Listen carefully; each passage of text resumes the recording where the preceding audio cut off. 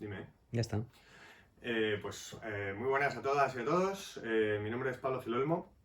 y voy a profundizar un poco en algunas de las ideas de las que ha hablado el compañero Daniel en la parte anterior del vídeo. Particularmente quiero hablar del origen de la idea de raza o de la ideología de la raza como vinculada a esa cuestión más estructural que es la división racial del trabajo. Para ello voy a poner tres pequeños ejemplos de autores que trataron el tema en su momento sobre algunos contextos específicos, que todos ellos lo que trataban de demostrar es que las poblaciones afrodescendientes y africanas eran explotadas de una manera cualitativamente diferente y no solo cuantitativamente a lo que viene siendo la idea clásica de proletariado, ¿no? Entonces, el primero de ellos es Oliver Cox,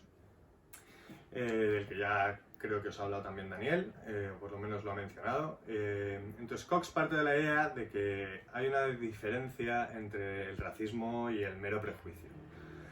Cox explica que el prejuicio es una cuestión que ha existido en todas las sociedades humanas desde tiempos inmemoriales. El prejuicio contra el extranjero, contra el diferente, contra el de otra población, etc. Y sin embargo el racismo es una forma específica de organizar la fuerza de trabajo que surge como resultado de la estructura productiva que se da en las plantaciones del Caribe a partir del siglo XVI. Lo importante para Cox es explicar que esta forma de explotación del trabajo, que es trabajo forzado y no trabajo asalariado, no es lo que se entiende habitualmente por precapitalista, en el sentido de que todo lo que no es explotación de trabajo asalariado no es capitalista. Cox dice que las plantaciones en el Caribe son un producto específico del capitalismo, son contextos productivos que están establecidos por inversores capitalistas con el ánimo de maximizar los beneficios y de luego vender esos productos en los mercados europeos, y son ellos los que se encargan de establecer allí tanto la maquinaria como las condiciones productivas sobre la tierra y de procurar, lo más importante quizás, de procurar también la mano de obra, ¿no? Entonces, dado que esos contextos productivos solo existen como resultado de esa iniciativa de los capitalistas, igual que cualquier otro contexto productivo capitalista, pues no se puede decir que estos contextos no sean capitalistas y mucho menos que sean precapitalistas, sino que, como he dicho ya, son un producto específico del capitalismo. Y en ese producto específico del capitalismo, el tipo de explotación del trabajo que se da es trabajo forzado, principalmente sobre personas provenientes del continente africano. Ese sería un primer momento en el que esa idea de división racial del trabajo se asocia a los orígenes del capitalismo como efectivamente un producto específico del capitalismo. Un segundo ejemplo sería el de Harry Haywood,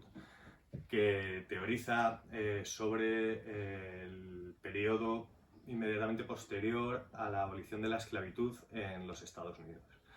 Lo que nos dice Haywood es que en lugar de repartirse las tierras entre los antiguos esclavos, que es un poco lo que venía siendo su demanda en la guerra de secesión, cuando se incorporaron al ejército con George Washington y todo esto, lo que se desarrolló fue un sistema de explotación de la tierra en la que los antiguos esclavos pasaron a ser tenants, que por paralelismo con el feudalismo, digamos, no son trabajadores asalariados, sino que se aproximan más a la figura del siervo. No es exactamente la figura del siervo, pero son esos sistemas de tenencia de la tierra en las que campesinos, digamos, establecidos a largo plazo sobre una parcela en concreto, trabajan y comparten el producto el producto que sacan de la tierra con los propietarios, que son los antiguos propietarios de las plantaciones, que antes eran los propietarios de los esclavos también. Entonces, de lo que habla Haywood es de lo llama así, lo llama una servidumbre virtual en el corazón del estado capitalista más desarrollado del mundo. Esto lleva a Haywood hablar de que hay una estructura dentro de los propios Estados Unidos que se puede considerar una estructura colonial por paralelismo con cómo los estados imperiales y coloniales explotan las colonias en términos de explotación de la fuerza de trabajo. Pero yo con lo que me quiero quedar aquí, más que con el debate sobre cómo luego caracteriza esto como colonialismo interno Haywood, con lo que me quiero quedar es con el hecho de que establece esa categoría de servidumbre virtual como algo también específicamente capitalista en ese momento de la historia de los Estados Unidos. Y el tercer ejemplo que quiero poner es el del sudafricano Harold Wolp. Harold Wolp, en el contexto del apartheid, en el que había unos pequeños territorios en los que se confinaba a la población negra de Sudáfrica y donde se les permitía mantener, digamos, lo que se pretendía que fueran sus propias formas de vida, incluyendo la posesión sobre la tierra, aunque fuera de una manera muy precaria, confinada, limitada, etc. Se relacionaba estos contextos, que eran las reservas, lo que se llamaban las reservas y luego se llamaron los bantustanes bajo el apartheid a partir de 1948, se relacionaban con el trabajo con el sector industrial y minero de Sudáfrica de una manera específica en la que formas de trabajo no asalariado también eran parte de lo que permitía una mayor explotación de la población negra. En concreto, lo que explica Wolp es que el hecho de que existieran estas reservas permitía a la población negra cubrir parte de sus necesidades materiales con su propio trabajo campesino dentro de estas reservas, y luego lo que se establecía un sistema de trabajo migrante por el cual los hombres viajaban por temporadas a los centros industriales y mineros por contrato, y allí trabajaban durante 8 meses, un año y medio, 2, la duración de los contratos variaba en función de la actividad, del periodo, de la legislación vigente, pero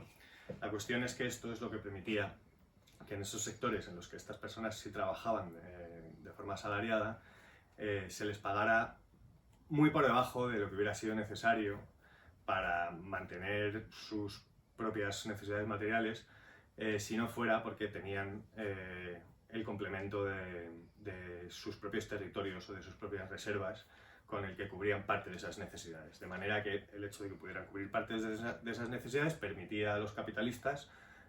industriales y mineros pagarles mucho menos salario, porque no era necesario que ese salario bastara para cubrir la totalidad de sus necesidades materiales. Esto Wolp lo llamó articulación de modos de producción. Lo que pasa es que es un poco diferente de lo que se pensó, de lo que se formuló en América Latina como tal, porque efectivamente estos contextos, las reservas, no eran entornos puramente precapitalistas, no es simplemente que una sociedad precapitalista preexistente se relacionara con el mercado capitalista, sino que era un sistema que estaba, digamos, diseñado, creado y impuesto por el propio Estado colonial en Sudáfrica. Bueno, con estos 3 ejemplos, lo que vengo un poco a decir es que la mayoría o muchos de los autores que han vinculado el inicio de la ideología de la raza o los orígenes de la ideología de la raza con la división racial del trabajo han puesto de manifiesto estudios o análisis en los que formas de trabajo no asalariado pasan a formar parte integral de ese sistema capitalista más allá de los centros industriales o, digamos, de sus formas, entre comillas, más avanzadas. Y que esto es consustancial al desarrollo del capitalismo, por lo menos hasta mediados, diría yo, del siglo XX. Incluso hasta más adelante, porque como sabemos el trabajo forzoso sigue siendo una parte importante de las formas que tiene el capital de sobreexplotar determinadas regiones o determinados recursos. Queda, por supuesto, y lo dejamos para el debate, la cuestión de cómo esa superexplotación, que esas formas de trabajo no asalariado dentro del capitalismo suponían para las poblaciones racializadas, cómo esa superexplotación se perpetúa después según se van integrando a esas poblaciones cada vez más dentro de lo que se vería un trabajo, una forma de explotación propiamente capitalista, es decir, el trabajo asalariado. Cómo es que esas estructuras de superexplotación se mantienen cuando, por ejemplo, las poblaciones negras en los Estados Unidos se van incorporando cada vez más a formas de trabajo asalariado, y aún así esa mayor explotación de su trabajo se mantiene, tanto en Estados Unidos como podría ser en otros contextos, incluido el sudafricano. Y una segunda cuestión que dejamos para el debate, y que quizás sea más interesante también para el caso cubano, es cómo asimismo las propias ideologías de la raza que se originan de esta manera se perpetúan incluso cuando sus bases materiales son erosionadas de una forma mucho más contundente, como pueda pasar por ejemplo en Cuba, y cómo es que esa ideología de la raza persiste o no persiste. Pues esto digo que lo dejamos para el debate, y qué consecuencias tiene, o sobre todo qué perspectivas a futuro puede plantear de cara a plantear una sociedad realmente libre de racismo. Por mi parte esto es todo. Les dejo con el compañero Juan Vicente, que va a continuar con algunas reflexiones que serán de mucho interés para el debate también. Muchas gracias.